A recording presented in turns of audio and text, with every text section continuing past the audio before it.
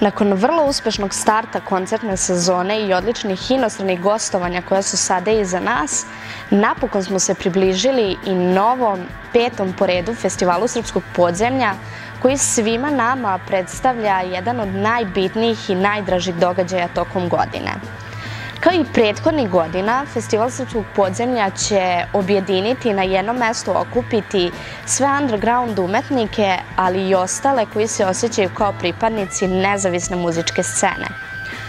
12. i 13. aprila ove godine u hali 6 Novosadskog sajma predstavit će nam se više od 40 vizualnih umetnika koji su se prijavili za učestvovanje na ovogodišnjem festivalu. Također nastupit će i 16 bendova koji će se neprekidno smenjivati na 2 festivalske bine.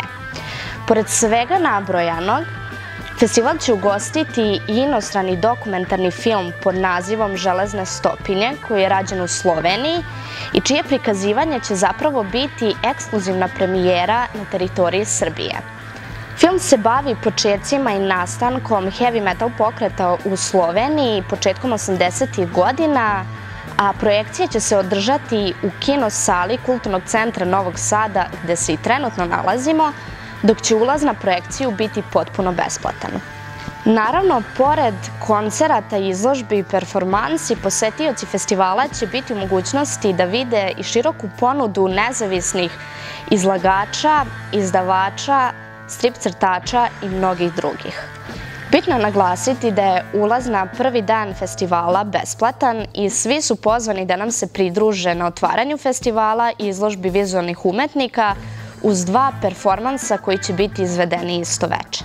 Nakon toga sledi razgovor sa umetnicima i žurka otvaranja na kojoj će nam se predstaviti dobro poznati novosadski DJ-evi koji će puštati probrane hitove sa vinila, CD-ova i ostalih nosača zvuka. 13. aprila ulaz na koncertni deo festivala koštaće 500 dinara.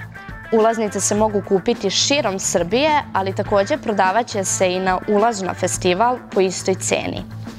Vidimo se svi za nekoliko dana u Novom Sadu.